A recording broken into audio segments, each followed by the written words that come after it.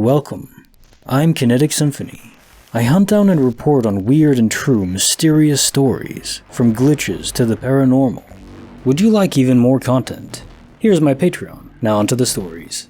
Case file number 1255, written by Why Can't I Find a Name? The Spacetime Anomaly at Century Plaza, Los Angeles. I was working at a job site a few years ago in Century City, Los Angeles.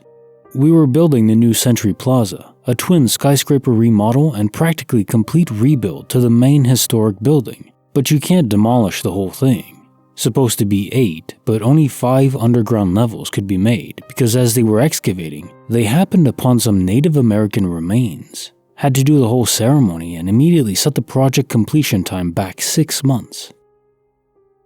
So I'm in the basement, or underground parking lot, and I'm with my partner walking a cart with tools and materials down the ramps to the 5th underground floor, last floor down. Only going down 4 ramps from street level.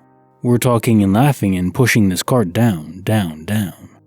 Lights flicker on and off, which was normal since the electricians were working on them. We make a right and can hear the trucks on the street. Beep, beep. We look up and we're back at street level. Never once pushed up a ramp, only down. Walking down for about 10 minutes, roughly 60 feet underground, only to wind up at street level. That was just one experience from this place. Apparently, that place is super active in the what the hell did I just see realm. One security guard quit on the spot just after sunset because he said he saw a little girl in a white dress running around the 16th floor, then run through the walls. Could hear her giggling apparently. The job is way past its scheduled completion date now because of various spiritual reasons. I could go on forever. Scissor lifts randomly disappear after we remove the controller and keys. I spent an entire shift searching for our lift only to find it on the 20th floor. Had to reschedule the crane for the next day to rig it and pull it out and bring it to ground level. Freaking wild crap over there. Case notes for file 1255. The Spacetime Anomaly at Century Plaza, Los Angeles. Here's a thought for all of us. Just dropped in my noggin as soon as a little white girl was mentioned. Presumably a spirit. What if, when a spirit pushes through the membrane of dimensions, into the mortal plane, this action leaves a small rip or tear in the fabric of spacetime, and these rips and tears aren't static, they move around, though still bound by the gravity of Earth. So spirits push through, damage spacetime, creating these micro wormholes that to us appear to portal us around in space and time. This would explain where these portals are coming from, where people are driving around and they zip forward a mile or zip back a mile, or they're just walking around a hotel and they zip up to the exit when they were down in 5 levels below the surface of the Earth.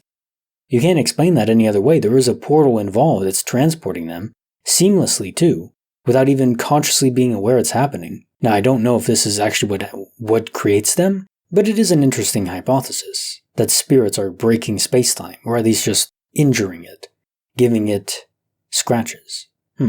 Honestly, I'm very tempted to go stay in the Century Plaza Hotel for myself one day, just to see if I can hunt down an actual glitch for myself. Case file number 1256, written by Crimson Marksman, the Pakistani that challenged the heavens.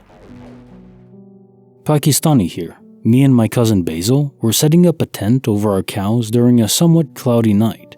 The cows are sacrificed to aid, to our god Allah, as a sign of our faith towards him. We went to the roof to set up the tent at an angle over our lawn after setting it down on the other side.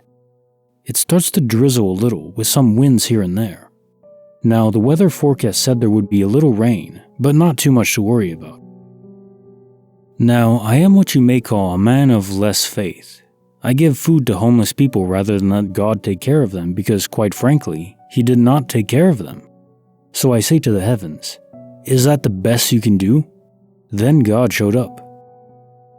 Suddenly, dark clouds started gathering, and a thunderstorm began with a burst of thunder and lightning. The lightning struck a tree not too far from here.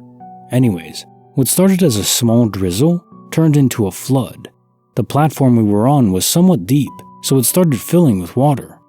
I was, oh crap, oh what the hell? What the hell is happening? Me and my cousin were almost done, so we didn't feel like leaving. Then, Powerful winds showed up and knocked my glasses out of my face. It rained so hard, my shirt was hanging out filled with water. Me and my cousin were both screaming, not in the I'm scared kind of way, but most out of rage to finish this thing and go back inside. The wind kept pushing us backward, but against all odds, we managed to successfully hammer in the tent to the roof. Then, like magic, the rain stopped. My cousin just started laughing and went back inside. I didn't speak about it for months, fearing it was a sign of God's wrath. Then, after watching a video of horrible atrocities across the world, I realized God would definitely not take the time out of his schedule to punish his believer for a loose tongue. Then I told it to everyone. Case answer file 1256. The Pakistani that challenged the heavens.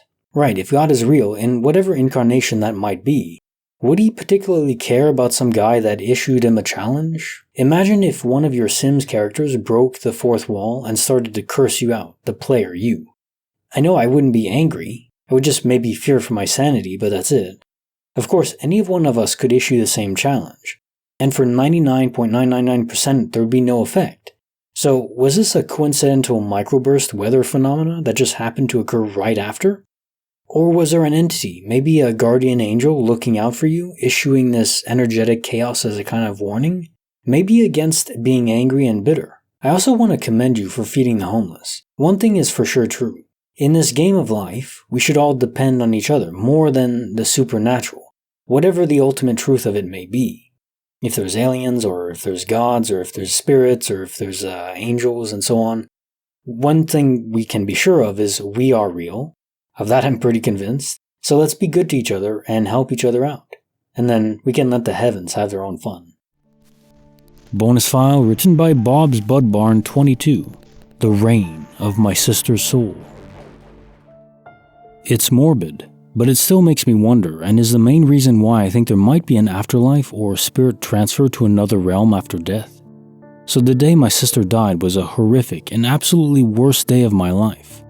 I was unfortunately very much involved in the final moments of her life. We had fought hard earlier over her addiction and what it was doing to her, me and the family. She was only 18, but I feel like she lived many lives before hers. After our fight, she went to the bathroom and blah blah, she began to die. But I laid on the couch on my computer to blow off steam.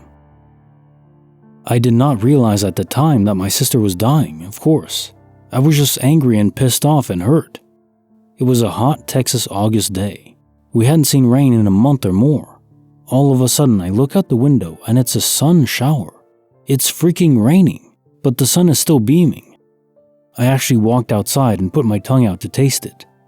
I felt such a relief rush over me. It had been a long 3 months since my sister discovered her hard addiction.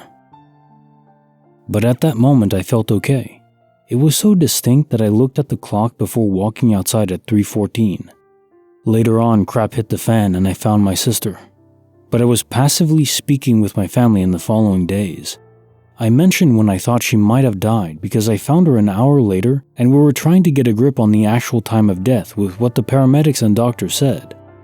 My dad mentioned 3:14. He also had a weird experience at the same time. He literally walked outside and took a work break right at that moment due to his uneasy feeling. My mom literally texted her the exact same time checking in because she felt off. Our whole family had a feeling at the same time on that day. It's unexplainable, but it happened, and we are pretty certain that's when my sister left this world. Sun showers still bring me the same feeling. It was as if she was saying goodbye. Case notes for the bonus file. The reign of my sister's soul. We're highly attuned and connected to those we love. That's so true now, it's very obvious. If they suffer pain, as long as your soul is opened, the ports connecting that information flow aren't closed off, usually from fear of the unknown, then you'll just know, and you'll feel it deep in your being. You can't ignore it. It overwhelms any other feelings or thoughts. As far as the rain while sunny, it is rare, but these are called sun showers. Usually from rain miles away blown up by heavy winds, then carried over to a cloudless area. It's really cool. I've never experienced one myself, but I'm sure it felt surreal. That it happened around the time of your sister's passing is curious though. Was there a guardian angel around, your sisters perhaps, rushing to help? My guess is, guardian angels are a more evolved form of human, Or if they're angels, they may still not be able to be around 100% of the time. Maybe they're assigned to multiple individuals. We don't all have just one. Maybe it even signifies a level of sorrow from her guardian angel at failing to protect her. I also do wonder how guardian angels would fit in with quantum immortality. Do they transition to the new universe with the soul that died? Or are they assigned to one particular universe and there's different guardian angels per the universe? That would make a lot of guardian angels though. So I think they probably have the ability to travel, which would explain their caseload being a lot, so that it's hard to keep up. And now time for the quote of the day. I have never let my schooling interfere with my education. Mark Twain. How much education do you actually get in school? I guess it depends on the subject. For math and hard sciences, probably still pretty good. But for everything else, I think philosophy especially, and life will just teach you a lot just by living it and experiencing it. So don't shut yourself off to new experiences. As hard as it is for me to do this, take my own advice, I tend to do the same thing more or less. I like routine. Let life teach you. You'll learn a lot more than in school. At least useful stuff. Like the video, subscribe, hit the bell. Kinetic Symphony signing off.